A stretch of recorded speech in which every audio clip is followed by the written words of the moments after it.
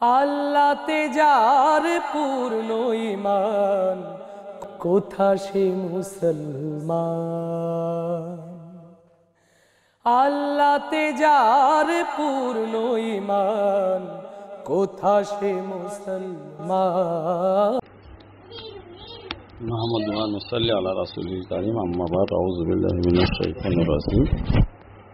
আলহামদুলিল্লাহ, আল্লাহ শুকরিয়া আদায় করতেছি।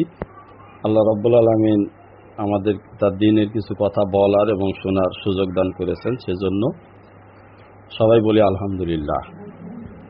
আরো শুকরিয়ার বিষয় এই যে আজকে দেখেন আমাদের সমাজে বহু মায়ের সন্তান, বহু বোনের ভাই বা স্ত্রীর স্বামী দেখেন দুনিয়াবি কাজে বা বাজে কাজের ভিতরে লিপ্ত রয়েছে। আপনারা যদি তাদের সাথে একটু দেখেন বা তাদের পাশে যান, তাহলে তাদের দুঃখ কষ্টের ব্যাপারটা জানতে পারবেন যে তারা কি ধরনের পেরেশানির ভিতরে থাকে এটা নিয়ে।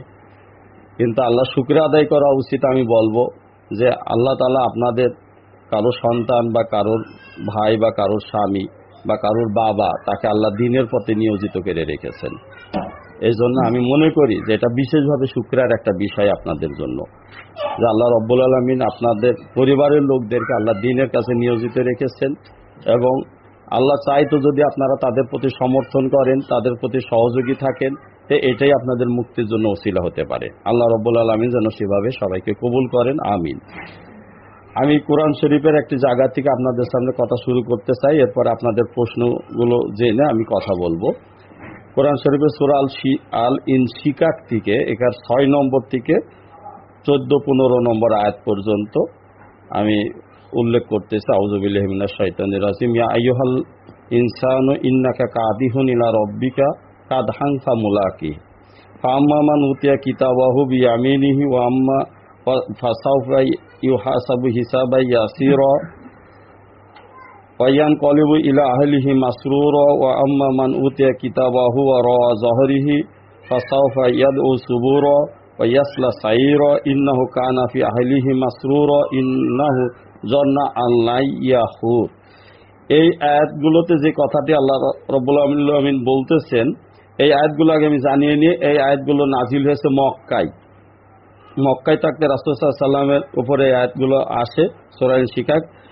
তো এইখানে যে বিষয়টা আসছে, আল্লাহ তাআলা বলছেন যে ইয়া আইয়ুহাল ইনসানু, হে মানব জাতি, হে মানুষেরা, ইন্নাকা কাদিহুন ইলা রব্বিকা কাদহান ফামুলাকি, তোমাদেরকে তোমাদের পালনকর্তার নৈকট্য অর্জন করতে হলে কষ্ট স্বীকার করতে হবে, অথবা তার সাথে তোমাদের সাক্ষাৎ ঘটবে।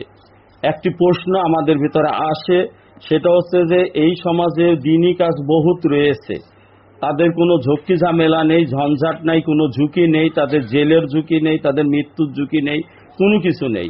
তারা আরাম আয়েশে আনন্দের সাথে জীবনযাপন করছে, সমাজের ভিতরে আয় রোজগার করে, আবার একই সাথে নামাজ কালাম তসবিহ তাহালিল তেলাওয়াত ইবাদত এগুলো করতেছে। তো প্রশ্ন ওঠে যে এভাবেও তো ইসলাম চর্চা করা যায়, তাহলে আমরা কেন কষ্টের পথ বেছে নিলাম? এই আপনাদের কিছু প্রশ্ন হয়তো আমার আলোচনার ভিতরে এসে যাবে, যেটা আমার নলেজে আসছে, বাকি থাকলে সেটা আমি পরে উত্তর দিব। আল্লাহ তাআলা কোরআন শরীফের এই আয়াতটিতে বলে দিচ্ছেন যে মানুষেরা, তোমাদেরকে কষ্ট স্বীকার করতে হবে আল্লাহর নৈকট্য প্রাপ্তির জন্য, এবং তারপর তার সাথে তোমাদের সাক্ষাৎ হবে। তাই সহজ কাজ হলেই হবে না।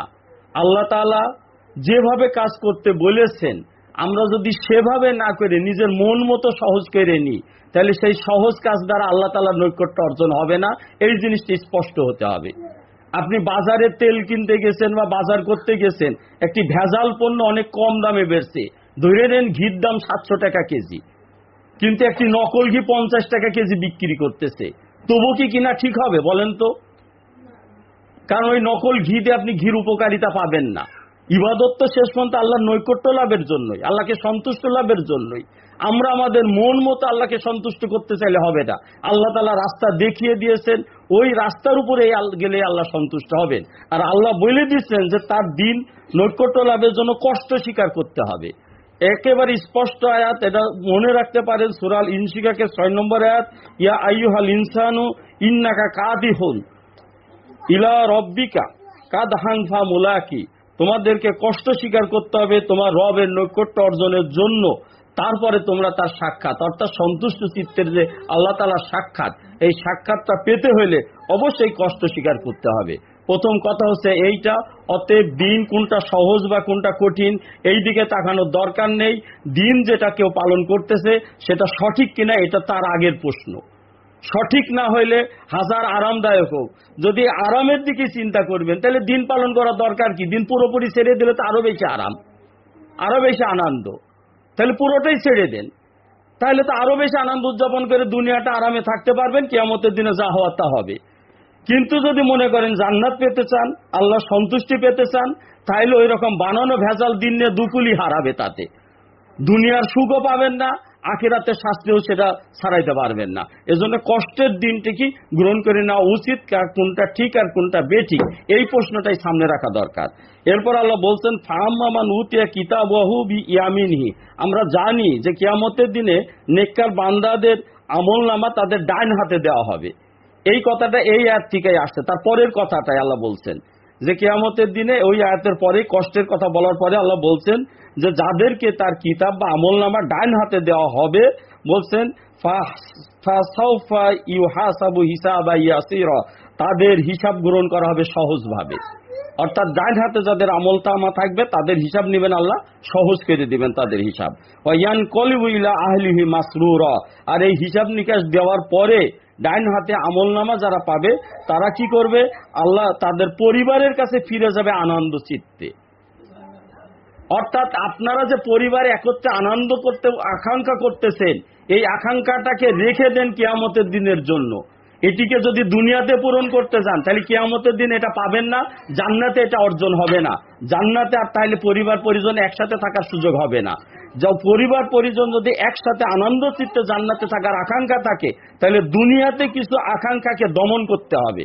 সেটা হচ্ছে যে এইটাই আল্লাহ বলছেন যে এই কষ্টের কথাই আল্লাহ বলছেন, কারণ পরিবার পরিজন থেকে বিচ্ছিন্ন থাকাটা যে কি কষ্টের, তা আমি আপনাদের কাছে আমার উদাহরণ হিসাবে আমি বলতেছি।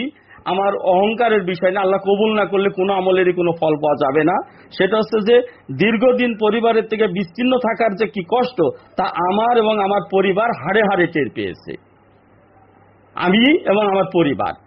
কিন্তু তারপরে এই কথাটা বলতেছি যে এর মধ্যে তৃপ্তির জায়গাটা এই জায়গায় যে আল্লাহ তাআলা বলছেন যে কিয়ামতের দিন বলছেন যে তাদের হিসাব সহজ করবেন, ইয়ান কলিবু ইলা আহলিহি মাসরুরা, তারা তাদের পরিজনের কাছে সন্তুষ্ট এবং উৎফুল্লভাবে ফিরে যাবে। এইটাই হচ্ছে আমাদের আনন্দের পুরস্কার হবে, আজকের এই কষ্টের পুরস্কার হবে।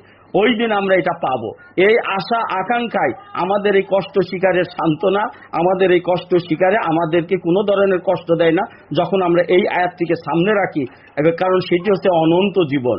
সংক্ষিপ্ত এই জীবনের আনন্দের চেয়ে অনন্ত জীবনের আনন্দকে আমাদের অগ্রাধিকার দেওয়া দরকার।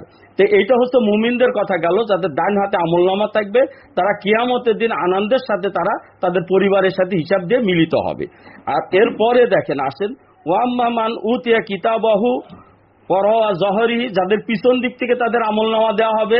পিছন দিক থেকে বাম হাতে আমলনামা আসবে হচ্ছে যারা ইমানদার নয়, যারা কাফের, আল্লাহকে অস্বীকারী, যারা জাহান্নামী, তাদের জন্য পিছন দিক থেকে তাদের আমলনামা আসবে এবং তাদের বাম হাতে যাবে আমলনামাটা। আল্লাহ বলছেন ফাসাউফা ইয়াদু সুবুরা, যখন তারা এই আমলনামাটি হাতে পাবে তারা নিজেদের মৃত্যু কামনা করবে, ধ্বংস কামনা করবে, যে এই আমলনামাটা পাওয়ার পরে যদি আমার মৃত্যু হয়ে যেত, আমি যদি নাই হয়ে যেতাম, আমার অস্তিত্ব যদি শূন্য হয়ে যেত তাহলে ভালো হতো, এইটা কামনা করবে। কারণ পিছন দিক থেকে যখন বাম হাতে আমলনামা আসবে তখনই তারা বুঝে নেবে তার পরিণামটা এখন জাহান্নামের দিকে যাবে, এটা বুঝে নেবে। ওয়াইয়াসলা সাইর, আল্লাহ বলছেন তাকে জাহান্নামে নিক্ষেপ করা হবে তাকে। এবং তার বিষয় কি বলছে, ইন্নাহু, এটা লক্ষ্য করেন, ইন্নাহু নিশ্চয় সে, কানা ফি আহলি, তার পরিবারের সাথে ছিল, মাসরুরা, আনন্দের সাথে। মুমিনদের ক্ষেত্রে আল্লাহ বলছেন যে বিচারের পরে, হিসাবের পরে তারা পরিবারের কাছে যে আনন্দ উদযাপন করবে। আর অস্বীকারী জাহান্নামীদের বলছে যারা পৃথিবীতে ছিল পরিবারের সাথে আনন্দ উদযাপনে, অর্থাৎ পরিবারের সাথে পৃথিবীতে তারা আনন্দ উদযাপন করে এসেছে, আল্লাহ এই কথা বলতেছেন, যারা তারা করে এসেছে আনন্দ পরিবারের সাথে, এই জন্য তারা যাবে না। কারণ তারা যখন তাদেরকে দিনের কাছে বের হতে বলা হয়েছে তা করেনি, আর যা কষ্টের কথা সেই কষ্টকে তারা পাশ কাটিয়ে গেছে, পাশ কাটিয়ে তারা মিথ্যা নিজের বানানো দিনকে দিন বানিয়ে নিয়েছে। এদের জন্য আল্লাহ বলছেন ইন্নাহু জন্না আল্লাহ ইয়াহুর, তারা মনে করে যে তাদের কখন আর আল্লাহর হিসাব দিতে হবে না। পরিবারের সাথে যখন তারা আনন্দ উদযাপন করত, তারা এই কথা ভাবতো যে সম্ভবত তাদের আর আল্লাহর কাছে কোনোদিন দাঁড়াতে হবে না বা হিসাব দিতে হবে না, এটা তারা মনে করতো। হিসাব যে আল্লাহর কাছে দিতে হবে এইটা তারা ভুলে গিয়েছিল। এই জন্য পরের আয়াতে আল্লাহ বলছেন যে বালা, মোটেই তা না, ইন্না রব্বাহু কানা বিহি বাসিরা, নিশ্চয় তোমাদের প্রতিপালক, তার প্রতিপালক কানা বিহি বাসিরা, তারা কি করে সেটা দেখেছেন। তারা জীবনে কি করেছে এটা তিনি পর্যবেক্ষণ করেছেন, দেখেছেন। ফালা উকসু, এই পরের আয়াতগুলোতে আমি আর যাচ্ছি না, মূল কথাটা এসে গেছে এই জায়গাটায়, যেখানে আপনাদের এই জায়গাটা পরিষ্কার করা দরকার ছিল যে আমরা কেন কষ্টের পথ বেছে নিলাম। কেননা আল্লাহ তাআলা বলেই দিয়েছেন তার নৈকট্যের পথটা হচ্ছে কষ্টকর। নিজেদের মতো সহজ বানিয়ে নিলেই সেটা আল্লাহর নৈকট্য অর্জন করতে পারবে না, তখন আমরা আল্লাহর কাছে যে তার হিসাব দিতে পারবো না, ব্যর্থ হব। এরপর আমি বলতে চাই আপনাদের সামনে কিছু সংক্ষিপ্ত কথা বলবো। তার ভিতর হচ্ছে এটাই যে আমাদের পূর্ববর্তী নবীদের ক্ষেত্রে এবং সাহাবায়ে কেরামের ক্ষেত্রে তাদের পরিবার পরিজন কিভাবে তাদেরকে সাহায্য সহযোগিতা করেছিলেন, কিভাবে দিনের কাজে অংশগ্রহণ করেছিলেন, কিভাবে তারা কষ্ট স্বীকার করেছিলেন, সেই জিনিসটা আমি সামনে আনতে চাই। আপনাদের জানা আছে কথাগুলো হয়তো, তবু আমি কথাগুলো কিছুটা স্মরণে নিয়ে আসে আপনাদের ছোট করে সংক্ষিপ্ত করে আমি বলার চেষ্টা করব। আপনারা জানেন যে হযরত মূসা আলাইহিস সালামের ক্ষেত্রে তার মা, তার বোন, তাদের কি অবদান ছিল এবং তার স্ত্রীর কি অবদান ছিল। মূসা আলাইহিস সালামকে যখন জন্ম হয় তখনকার নিয়ম ছিল ফেরাউন যে কোনো মা যখন কোনো সন্তান জন্ম দিতেন তাহলে পুত্র সন্তান হলে তাৎক্ষণিকভাবে হত্যা করা হয় এবং কন্যা সন্তান হলে তাদেরকে দাসী বানানো হয়। আর মূসা আলাইহিস সালামের জন্মের পরে এটিকে গোপন রাখা ছিল হযরত মূসা আলাইহিস সালামের মার জন্য অত্যন্ত কঠিন ব্যাপার, কারণ জানতে পারলে তারা ধরে নিয়ে যাবে। মাঝে মাঝে বাড়ি বাড়ি যে তারা তল্লাশি দিত, আমাদের দেশে যেমন অস্ত্র উদ্ধারের জন্য তল্লাশি করে না পুলিশ, মাদক উদ্ধারের জন্য ফেরাউনের সৈন্যবাহিনী কারো ঘরে সন্তান জন্ম নিচ্ছে কিনা এটা তল্লাশি করে বেড়াতো। তো এই ক্ষেত্রে মূসা আলাইহিস সালামের আম্মাজান তিনি খুবই গোপনীয়তার সাথে চেষ্টা করেছেন, কিন্তু একটি সন্তানকে কতদিন গোপন রাখবেন, সেটা প্রকাশ হয়ে যায়। তো তারপরে মূসা আলাইহিস সালামের বাড়ি যখন তারা তল্লাশি করতে আসে তখন তিনি ভীত সন্ত্রস্ত ছিলেন। আল্লাহ তাআলা তাকে ইশারা জানিয়ে দিলেন, ওহী দিলেন। কোরআন শরীফে আল্লাহ বলতেছেন যে ওহী দিয়ে তাকে জানিয়ে দিলেন এবং সন্তানকে একটি বাক্সের উপরে বসিয়ে রেখে তিনি নদীর ভিতরে ভাসিয়ে দিতে বলে দিলেন, কারণ হাতে যদি সন্তান পায় সন্তানকেও হত্যা করবে, তাকেও হত্যা করবে। তিনি কি করলেন, মূসা আলাইহিস সালামকে উঠায় একটি পাত্রের ভিতরে রেখে তিনি নদীর উপর ভাসিয়ে দিলেন। এই ভাসিয়ে দিলেন। তো এটি ছিল একটা মায়ের জন্য কত কষ্টের। দেখেন যে মা তার সন্তানকে, আপনারা মায়েরা অবশ্যই বোঝেন, নিজের সন্তানকে যখন এইভাবে পানিতে ভাসিয়ে দিতে হয় সেটা কত কষ্টের। আল্লাহ তাআলা তাকে সান্ত্বনা দিয়েছিলেন। ওইটা যখন গেল তখন মূসা আলাইহিস সালাম বোন কিভাবে দায়িত্ব পালন করলো দেখেন। মূসা আলাইহিস সালামের বোন সেটা অনুসরণ করতে থাকলেন যে ওটা কোথায় যাই দেখি। তারপরে যখন দেখছে যে ফেরাউনের দরবার এবং তার ঘাটে যে ফিরেছে, মা আসিয়া আলাইহিস সালাম তিনি ওইটা উঠাই নিয়েছেন, এটা দেখতেছেন মূসা আলাইহিস সালামের বোন পর্যবেক্ষণ করতেছেন, কিন্তু তিনি পরিচয় দিতেছেন না। কতটা কৌশলের সাথে তাকে এটা জানতেছে, যদি পরিচয় দেন তাহলে কেন এই সন্তানের কথা গোপন রাখা হয়েছিল। এই জন্য মূসা আলাইহিস সালামের বোনকে এবং মূসা আলাইহিস সালামের মাকেও হত্যা করতো ফেরাউন, যে কারণে পরিচয় দিতে পারেন নাই। তারপরে যখন ফেরাউন এটা নিয়ে যায় তখন কারো দুধ পান করেন না ওই শিশু, যখন কোনো দুধ পান করেন না তখন মূসা আলাইহিস সালামের বোন পরিচয় না দিয়েই বলছেন যে আমি কি একজন মায়ের কথা বলবো যিনি আসলে তার দুধ পান করতে পারে। তখন তিনি এই কৌশল করে পরিচয় গোপন, আমাদের অনেক সময় গোপনীয়তা অবলম্বন করতে হয়, অনেক সময় প্রশ্ন ওঠে যে কেন গোপনীয়তা অবলম্বন করছে দিনের কাজ করতে। যে দেখেন আল্লাহ তাআলা নিজেই তার নবীর পরিবারকে কিভাবে গোপন রেখেছিলেন, তিনি গোপনীয়তা অবলম্বন করেছেন। যথেষ্ট শক্তি অর্জন না হওয়ার পর্যন্ত অনেক সময় আমাদেরকে কৌশল অবলম্বন করতে হয়। এরপরে মূসা আলাইহিস সালামের বোন তার মাকে দেখে দিলে, তার মার কোলে লালিত পালিত হইল, মা মজুরি গ্রহণ করতেছেন নিজের সন্তানকে দুধ পান করে, কেননা তার তিনি প্রকাশ করতে পারবেন না। যদি বলেন বিনা মজুরিতে দুধ পান করাবেন তাহলে তো বলবে তাহলে সম্পর্ক কি, তোমার এত ভালোবাসা কিসের তার প্রতি, এই প্রশ্ন উঠাবে সে। এই কারণে তিনি এইভাবে সাহায্য করেছেন। এরপর মূসা আলাইহিস সালাম যখন পালিয়ে গিয়েছেন ফেরাউনের দরবার থেকে, যখন একটা হত্যাকাণ্ডের মাধ্যমে তাকে পালায়ে যেতে হয়, তো এরপর এই হত্যাকাণ্ডের কারণে তিনি পালিয়ে গেছেন। সেখানেও দেখেন মুসা আলাইহিস সালাম কিভাবে মানুষের প্রতি দয়াদ্র ছিলেন। তিনি প্রতিবাদী ছিলেন, একই সাথে দয়াদ্র ছিলেন। প্রতিবাদের গুণ পাওয়া যায় কখন? যখন দেখা গেল যে একজন ব্যক্তি অন্যায় করে এবং তার ব্যাপারে তার সাথে একজন ঝগড়া করতেছে, ওই অন্যায়কারী ব্যক্তির বিরুদ্ধে তিনি প্রচন্ড ক্ষুব্ধ হয়ে তাকে ঘুষি মেরেছিলেন এবং তাতে তার মৃত্যু হয়েছিল। এই ঘুষি মারা থেকে বোঝা যায় যে মুসা আলাইহিস সালাম অত্যন্ত প্রতিবাদী ছিলেন। কিন্তু তাৎক্ষণিক এই প্রতিবাদ তো সমাজের অন্যায়কে দূর করবে না, ধৈর্য ধরতে হয় এবং ধীর পরিকল্পনায় দীর্ঘমেয়াদী ভাবে কাজ করে সমাজকে তৈরি করতে হয়। যে কারণে আল্লাহ তাআলা তাকে ধীর মস্তিষ্ক তৈরি করার জন্য তাকে পাঠিয়ে দিলেন। সেখানে তিনি দেখছেন যে দুজন নারী পানি ওঠানোর ক্ষেত্রে তারা অসুবিধা বোধ করতেছে, তিনি দয়াদ্রভাবে তিনি তাদের সাহায্যে এগিয়ে গিয়েছিলেন। এখানে মুসা আলাইহিস সালামের বিবেক এবং দয়াদ্রতা আমরা দেখি। এবং এরপরে মুসা আলাইহিস সালাম যখন পানি তুলে তাদেরকে সাহায্য করলেন, তারা ছিলেন শুআয়ব আলাইহিস সালামের কন্যা। তো শুআয়ব আলাইহিস সালামের কন্যাদেরকে যখন সাহায্য করলেন, তখন শুআয়ব আলাইহিস সালামের কন্যারাও তার বাবার কাছে যে বলছেন যে একজন ব্যক্তি এসে এভাবে সাহায্য করেছে। এই কথা বললে শুআয়ব আলাইহিস সালামও কৃতজ্ঞতা চিত্তে তার কন্যাকে পাঠিয়ে দিলেন, তাকে নিয়ে আসো। এই ইতিহাস আপনারা হয়তো জানেন। তারপরে মুসা আলাইহিস সালাম সেখানে গেলেন, তারপরে তার সাথে শুআয়ব আলাইহিস সালামের সেই বিয়ের ব্যবস্থা করলেন। এইভাবে গড়ে উঠলো। তো এখানে মুসা আলাইহিস সালামের এই মিশনের সাথে দেখেন, যদি ছোটবেলায় তার মা তাকে হত্যা করতেন বা ভয়তে যদি সন্তানকে ফেরাউনের হাতে ওইভাবে উঠিয়ে দিতেন, সরাসরি হাতে উঠিয়ে দিতেন, তাহলে হয়তো মুসা আলাইহিস সালামকে হত্যা করে ফেলতো। তিনি কিভাবে এটা হেফাজত করেছেন, তার কিভাবে দয়ার সাথে তাকে ফলো করেছেন, এটা হচ্ছে আমাদের শিক্ষণীয়। আবার ইব্রাহিম আলাইহিস সালামের ক্ষেত্রে দেখেন, ইব্রাহিম আলাইহিস সালাম কিভাবে তার স্ত্রী মা হাজেরা আলাইহিস সালামকে, ইসমাইল আলাইহিস সালাম ছোট শিশু সহ তাকে রেখে আসলেন মক্কার মরু প্রান্তরে। কত কষ্ট করে সেই নির্জন প্রান্তরে, তখন বসতি ছিল না, ওখানে পাহাড় ছিল, পানি ছিল না, সেই তার পায়ের লাথিতে জমজম কূপ তৈরি হলো, সেখান থেকে খাইলেন, কিন্তু কষ্ট করেছেন। আর আমরা জানি মরিয়ম আলাইহিস সালামের উপর মিথ্যা অপবাদ আরোপ করা হয়েছিল এবং শিশুকালে তিনি ঈসা আলাইহিস সালামকে সাথে নিয়ে কত জায়গায় ঘুরে বেড়িয়েছেন। এই যে তাদের কষ্ট, আমরা ইসলামের ইতিহাসে আমরা এইভাবে অনেক জায়গাতে অনেক সাহাবায়ে কেরামের মরিয়ম আলাইহিস সালামের কষ্টের কথা আমরা জানি, যে তারা অসংখ্য কষ্ট করেছিলেন এবং আল্লাহ তাআলা তাদেরকে সম্মানিত করেছেন, তাদের মর্যাদার কথা কোরআনে উল্লেখ করেছেন, হাদিসে উল্লেখ করেছেন। আবার আমরা রাসূল সাল্লাল্লাহু আলাইহি ওয়াসাল্লামের সময় যদি দেখি, সেখানেও আমরা দেখব যে তারা কিভাবে কষ্ট করেছেন। আমরা সেখানে দেখতে পাবো যে রাসূল সাল্লাল্লাহু আলাইহি ওয়াসাল্লাম যখন নবুয়ত পেয়েছেন, আম্মা জান খাদিজা রাদিয়াল্লাহু আনহার কথা আমাদের ভাই বলেছেন যে তিনি কিভাবে রাসূল সাল্লাল্লাহু আলাইহি ওয়াসাল্লামের কাছে প্রথম তাকে সাপোর্ট করেছেন, সহযোগিতা করেছেন, তার সমস্ত সম্পদ তাকে দিয়ে দিয়েছেন আল্লাহর দ্বীনের জন্য কাজ করার জন্য। এবং তিনি যখন হীরা পর্বতের গুহার ভিতরে ধ্যানমগ্ন ছিলেন, বহু কষ্ট করে খাবার নিয়ে গেছেন, দিয়েছেন, কষ্ট করে সেই পাহাড়ে উঠেছেন তিনি। এরপরে যখন ইসলামের বার্তা আসলো, জিবরাইল আলাইহিস সালাম আসলেন, প্রথম ইসলাম গ্রহণকারী তিনি। আমাদের মহিলাদের জন্য এটা অত্যন্ত গর্বের বিষয়। আমরা অনেক সময় আবু বকর রাদিয়াল্লাহু আনহুকে সর্বপ্রথম ইসলাম গ্রহণকারী বলি, কিন্তু আবু বকর রাদিয়াল্লাহু আনহুর আগে যে খাদিজা রাদিয়াল্লাহু আনহা আছেন, এইটা আমরা ভুলে যাই। খাদিজা রাদিয়াল্লাহু আনহা প্রথম ইসলাম গ্রহণকারী এবং তার মর্যাদা বলা যায় যে আবু বকর রাদিয়াল্লাহু আনহুর উপরে হবে বলেই অনেকের মত।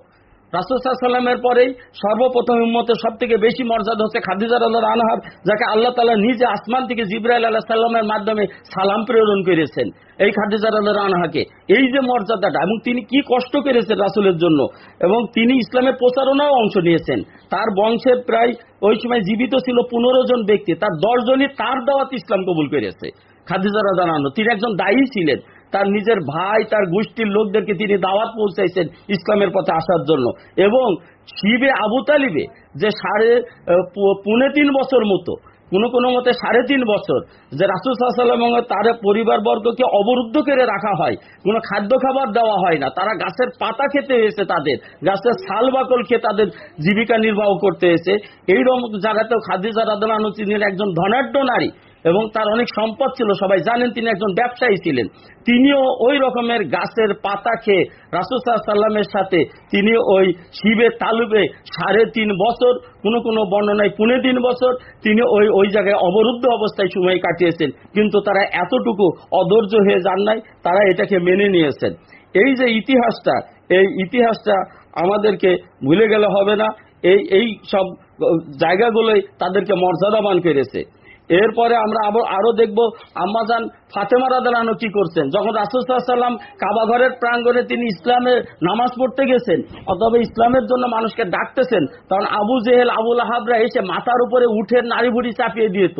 তখন ছোট্ট ফাতেমা রাদিয়াল্লাহু আনহা 5-7 বছর বয়স, তখন উনি যে মাথার থেকে ওটা সরাইতেন এবং উনি পারতেন না, ভারী বড়িগুলোকে সরাইতে পারতেন না, কিন্তু খুবই কষ্ট করে ওটা সরানোর চেষ্টা করতেন। এবং ওই যে শিশু অবস্থাতে তিনি শিবে আবু তালিবে 3.5 বছর ছিলেন ফাতেমা রাদিয়াল্লাহু আনহা, ওই সময় তার অপুষ্টির কারণে সারা জীবন স্বাস্থ্যের দিক থেকে উনি দুর্বল ছিলেন, সারা জীবনই তিনি অসুস্থ অবস্থায় ছিলেন। কারণ ছোটবেলার অসুস্থতা আপনারা জানেন যে বয়স হলেও সেটা সারে না, ওটা ওই অসুস্থতা সারা জীবন থাকে। এই যে কষ্ট তারা স্বীকার করছেন। আয়েশা রাদিয়াল্লাহু আনহার কথা কি বলবো, আয়েশা রাদিয়াল্লাহু আনহা এবং ফাতেমা রাদিয়াল্লাহু আনহা ওহুদ বদরের প্রান্তরে যে এবং ওহুদের প্রান্তরে এবং বদরের প্রান্তরে তারা যে আহত সাহাবায়ে কেরাম যারা যুদ্ধে আহত হয়েছেন তাদেরকে সাহায্য সহযোগিতা করেছেন, তাদের সেবা করেছেন এবং তাদের ক্ষত স্থানের যাতে রক্ত না পড়ে এই জন্য তৎকালীন সময়ের সিস্টেম অনুযায়ী ছাই দিয়ে কাপড়, নিজেদের শরীরের কাপড় নিয়ে ওটা পুড়িয়ে ছাই করে সেই ক্ষতস্থানে দিয়ে তাদেরকে সহযোগিতা করেছেন। এবং এইভাবে কষ্ট করে তারা আল্লাহর দ্বীনের সহযোগী ভূমিকা পালন করেছেন। আবার আমরা দেখব যে তারা কিভাবে পরামর্শ দিয়েও রাসূল সাল্লাল্লাহু আলাইহি ওয়াসাল্লামকে সাহায্য করেছেন। যেমন রাসূল সাল্লাল্লাহু আলাইহি ওয়াসাল্লাম যখন হুদায়বিয়াতে সন্ধির সময় প্রচন্ড বিব্রতকর অবস্থায় পড়লেন, তিনি সাহাবায়ে কেরামকে বলছেন তাদের মাথা টাক করার জন্য এবং কুরবানিগুলো দেওয়ার জন্য, পশু কুরবানি করার জন্য। তিনি নিজেও বুঝতে পারছেন না, সাহাবাগণ তার কথা শুনতেছেন না, তার কথার দিকে আমল দিতেছেন না একটা বিশেষ পরিস্থিতিতে। তখন হযরত সম্ভবত উম্মে সাদিয়া রাদিয়াল্লাহু আনহা তিনি তখন বললেন যে তিনি যেন নিজে এটা করেন, তাহলে দেখবেন সাহাবাগণ এটা করবে, আপনার সঙ্গীরাও এটা করবে। এইভাবে পরামর্শ দিয়েছেন। আয়েশা রাদিয়াল্লাহু আনহা রাসূল সাল্লাল্লাহু আলাইহি ওয়াসাল্লামের ওফাতের পরেও উমর রাদিয়াল্লাহু আনহু তার শাসন কার্যের সময় বিভিন্ন বিষয়ে আয়েশা রাদিয়াল্লাহু আনহার কাছ থেকে পরামর্শ গ্রহণ করতেন। হযরত উসমান রাদিয়াল্লাহু আনহু পরামর্শ নিতেন আয়েশা রাদিয়াল্লাহু আনহার কাছে, আলী রাদিয়াল্লাহু আনহু পরামর্শ গ্রহণ করতেন আয়েশা রাদিয়াল্লাহু আনহার কাছে। জটিল রাজনৈতিক বিষয়গুলিতে আয়েশা রাদিয়াল্লাহু আনহা সরাসরি পরামর্শ দিতেন। তিনি মসজিদে নববীতে মসজিদের মিম্বারে দাঁড়িয়েও দর্শ দিয়েছেন এবং তার ছাত্রের সংখ্যা পৃথিবীতে প্রায় 12,000 মতো মানুষ যারা আয়েশা রাদিয়াল্লাহু আনহার কাছে ফিকহ শিখেছেন, হাদিস শিখেছেন, কোরআন শিখেছেন। এরকম তিনি তাদের শিক্ষক হিসেবে ভূমিকা পালন করেছেন এবং অনেক মাসলা আছে, অনেক ইজতিহাদ আছে যেটা আয়েশা রাদিয়াল্লাহু আনহা দিয়েছেন। তো এইভাবে তারা যে ভূমিকা পালন করেছেন ইসলামের বিজয়ের ক্ষেত্রে এবং নবীদের এবং সাহাবায়ে কেরামের সহযোগী হিসাবে তারা যে ভূমিকা পালন করেছেন, যুদ্ধে অংশগ্রহণ করেছেন তারা। আমরা দেখব বদরের যুদ্ধে, ওহুদের যুদ্ধেও মহিলাগণ অংশগ্রহণ করেছেন সরাসরি অস্ত্র নিয়ে। এরপরে ইয়ারমুকের যুদ্ধে, কাদেসিয়ার যুদ্ধে, এরপর মুসাইলামাতুল কাজ্জাবের বিরুদ্ধে যখন যুদ্ধ হলো সেখানেও মহিলা মুজাহিদ সাহাবীগণ তারা সরাসরি যুদ্ধে অংশগ্রহণ করেছেন এবং আল্লাহ তাআলা তাদেরকে মর্যাদাবান করেছেন এই যুদ্ধের মধ্য দিয়ে। আবার অন্য দিকের বিপরীত কিছু ঘটনা আছে, সেটাও আপনাদের সামনে আমি জানাচ্ছি। সেটা হচ্ছে যে যখন তারা সহযোগিতা করেননি বা বিরোধিতা করেছেন, আল্লাহ তাআলা তাদেরকে শাস্তিও দিয়েছেন। হ্যাঁ, আমরা শেষ করব, আসরের নামাজের সময় হয়ে যাচ্ছে। আল্লাহ তাআলা তাদের শাস্তিও দিয়েছেন। যেমন আমরা দেখব যে লূত আলাইহিস সালামের স্ত্রীকে আল্লাহ তাআলা গজবের ভিতরে ধ্বংস করেছিলেন। লূত আলাইহিস সালামের স্ত্রী দুশ্চরিত্রা ছিলেন না, কিন্তু লূত আলাইহিস সালামের স্ত্রীর যে কারণে আল্লাহ শাস্তি দিয়েছিলেন সেটা হচ্ছে তার কওমের লোকের ওই শাস্তি দেখে তিনি সহানুভূতির দৃষ্টিতে তাদের দিকে তাকিয়েছিলেন। অপরাধীদের দিকে সহানুভূতি প্রদর্শন করাও একটি অপরাধ। অপরাধীদের প্রতি তিনি সহানুভূতি দেখায়, যেহেতু তার কম। অনেক সময় আমরা নিজেদের কওমের লোকদের অপরাধের প্রতি মায়া জাগে আমাদের, না, অপরাধীদের প্রতি দয়া মায়া প্রদর্শন করতে আল্লাহ তাআলা নিষেধ করেছেন। দাওয়াত দেন, যদি সুপথে আসে ভালো, কিন্তু তারা যদি অপরাধে লিপ্ত থাকে তাদের প্রতি কঠোরতা অবলম্বনের পরামর্শ আল্লাহ তাআলা দিয়েছেন। আল্লাহ যখন গজব দিয়েছেন তখন তাদের প্রতি মায়া প্রদর্শনকে আল্লাহ তাআলা অপছন্দ করেছেন বলে লূত আলাইহিস সালামের স্ত্রীকে তাকে হচ্ছে আল্লাহ তাআলা শাস্তি দিয়েছিলেন। আবার একইভাবে আমরা নূহ আলাইহিস সালামের স্ত্রীর দিকটা দেখি যে তিনিও তার সন্তানের প্রতি মায়া বা স্নেহবশত তিনি নূহ আলাইহিস সালামের বিরোধিতা করেছিলেন এবং তার সন্তানকেও ওই বন্যাতে ডুবে দেওয়া হয়। নূহ আলাইহিস সালামের স্ত্রীকেও শাস্তির সম্মুখীন করা হয়। এই ঘটনা আমরা দেখি। আবার আমরা রাসূল সাল্লাল্লাহু আলাইহি ওয়াসাল্লামের ক্ষেত্রেও দেখি যে রাসূল সাল্লাল্লাহু আলাইহি ওয়াসাল্লাম দ্বীনের কাছে ব্যস্ত থাকার জন্য উম্মুল মুমিনিনগণ যখন সচ্ছলতার জন্য আবেদন করলেন, সংসারে অভাব অনটন ছিল, সচ্ছলতা ছিল না। আয়েশা রাদিয়াল্লাহু আনহা বলছেন যে এক চাঁদ শেষে আরেক চাঁদ আসতো, আবার ওই চাঁদ শেষে আরেক চাঁদ আসতো, কিন্তু ঘরে চুলা জ্বলতো না।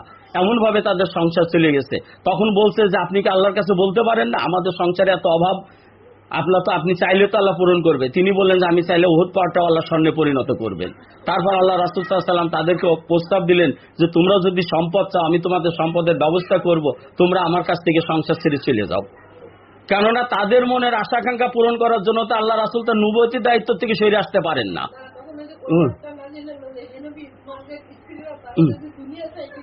হ্যাঁ, ওই কথাই বলা হইলো যে যদি দুনিয়া চাই তাহলে এটা। তিনি আয়েশা রাদিয়াল্লাহু আনহার কাছেও এই প্রস্তাব দিয়েছেন, প্রত্যেক স্ত্রীর কাছে এই প্রস্তাব দিয়েছেন, তোমরা যদি দুনিয়া চাও তাহলে আমার কাছে বলো, তোমরা যা চাবা তাই আমি পূরণ করে দিয়ে তোমাদেরকে বিদায় করে দিব। কিন্তু এটা হবে না। যেমন আমরা দেখি ইসমাইল আলাইহিস সালামের ক্ষেত্রে, ইব্রাহিম আলাইহিস সালাম যখন ইসমাইল আলাইহিস সালামের সংসার দেখতে আসলেন, তখন দেখছেন যে ইসমাইল আলাইহিস সালামের নাই ঘরে, তার স্ত্রী আছে। তাকে যখন জিজ্ঞেস করছেন সংসারের অবস্থা, তো অভাব অনটনের কথা বলতেছেন। তো অভাব অনটনের কথা যখন বলছেন, তখন ইব্রাহিম আলাইহিস সালাম বুঝতে পারছেন যে অভাব অনটনের সহ্য করবার মতো ধৈর্য শক্তি তার নাই। তো এই যদি অবস্থা হয়, তাহলে তার এই অভাব অনটন দূর করার জন্য তাহলে ইসমাইল আলাইহিস সালামকে এই পিছনেই লেগে যেত। তাহলে নবুয়তের কাজ উনি কিভাবে করবেন? সংসারের অভাবকে মেনে নিতে হবে তখন সন্তুষ্টি চিত্তে। তিনি এই কারণে ওই যে বলছেন চৌকাট বদলাও বলে যে ইঙ্গিতটা দিয়ে গেলেন, যে অর্থাৎ এই স্ত্রী যদি থাকে তাহলে তুমি নবুয়তের দায়িত্ব পালন করতে পারবা না। কারণ ঘরের ভিতরে যদি এই ধরনের চাহিদা থাকে, এই জন্য যারা দিনের কাজ করে তাদের ক্ষেত্রে এই রকম সমস্যার সম্মুখীন হতে হয়। সকল পরিবার এই সমস্যা মোকাবেলা করেছেন এবং আল্লাহর কাছ থেকে আপনারা সুসংবাদ গ্রহণ করেন যে এই সব কষ্টের প্রতিদান আপনাদের জন্য রয়েছে। আপনাদের জন্য অবশ্যই রয়েছে এই কষ্টের প্রতিদান, এবং আল্লাহ তাআলা তা দিবেন ধৈর্যের প্রতিদান। এবং উম্মুল মুমিনিনগণ, এই জন্য রাসূল সাল্লাল্লাহু আলাইহি ওয়াসাল্লাম যখন তাদেরকে বিদায় করার প্রস্তাব দিলেন সম্পদ দেওয়ার বিনিময়ে, তারা তখন তা গ্রহণ না করে বলে দিলেন তারা রাসূলের স্ত্রী হিসাবে থাকতে চান, তা যত কষ্ট করে হোক না কেন। এবং এভাবেই তারা কিয়ামতের ময়দানে আল্লাহর দরবারে তারা মর্যাদা লাভ করতে চান রাসূলের স্ত্রী হিসাবে। শেষে তারা এটা যখন গ্রহণ করেছেন, তখন আল্লাহ রাসূল সাল্লাল্লাহু আলাইহি ওয়াসাল্লাম তাদের সবাইকে রেখে দিয়েছেন তার সংসারে। তো এই জায়গা থেকে আমরা আমাদের সতর্ক বার্তা পাই যে আমাদের ভূমিকাটা কেমন হবে এবং কিভাবে আমাদেরকে এই ভূমিকা পালন করতে হবে। সহযোগী হিসাবে ভূমিকা পালন করাটাই সব থেকে উত্তম, এবং এর দ্বারা আমরা সবাই লাভবান হব।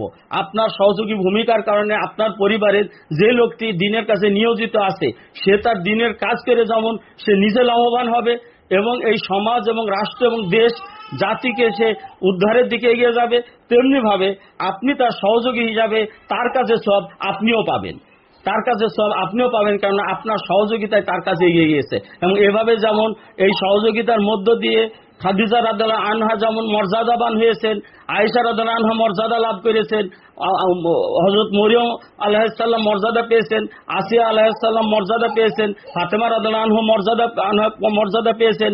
আমরা আশা করব যে এই মর্যাদাটা যেন আল্লাহ তাআলা আপনাদের জন্য কবুল করেন। আর যারা এইভাবে সহযোগিতা না করে, বাধা সৃষ্টি করে, যারা অভিশপ্ত হয়েছে নবীর স্ত্রী হওয়ার পরও যদি গজবের আল্লাহতে যার পূর্ণ ঈমান, কোথা সে মুসলমান। আল্লাহতে যার পূর্ণ ঈমান, কোথা সে মুসলমান, কোথা সে মুসলমান। কোথা সে আরিফ অভেদ যাহা, জীবন মৃত্যু জ্ঞান। আল্লাহতে যার পূর্ণ ঈমান, কোথা সে মুসলমান, কোথা সে মুসলমান।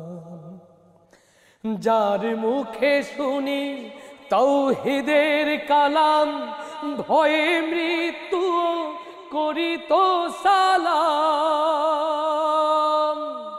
যার মুখে শুনি তাওহীদের কালাম, ভয়ে মৃত্যু করি তো সালাম। যার দিন দিন রবে কাঁপিত দুনিয়া, দিন দিন রবে কাঁপিত দুনিয়া, জিন পরি ইনসান, কোথা সে মুসলমান। আল্লাহতে যার পূর্ণ ঈমান, কোথা সে মুসলমান, কোথা সে মুসলমান। স্ত্রী পুত্রের আল্লাহতে শফি, জিহাদে যে নির্ভীক, হেসে কোরবান দিত প্রাণ, হয় আজ তারা মাগে ভিক। কোথা সে শিক্ষা আল্লাহ ছাড়া, ত্রিভুবনে ভয় করিত না যারা। কোথা সে শিক্ষা আল্লাহ ছাড়া, ত্রিভুবনে ভয় করিত না যারা, আজাদ করিতে এসেছিল যারা, আজাদ করিতে এসেছিল যারা, সাথে লয়ে কোরআন, কোথা সে মুসলমান? আল্লাহতে যার পূর্ণ ঈমান, কোথা সে মুসলমান? কোথা সে মুসলমান? কোথা সে আরিফে অভেদ যাহার, জীবন মৃত্যু জ্ঞান? আল্লাহতে যার পূর্ণ ঈমান, কোথা সে মুসলমান? কোথা সে মুসলমান?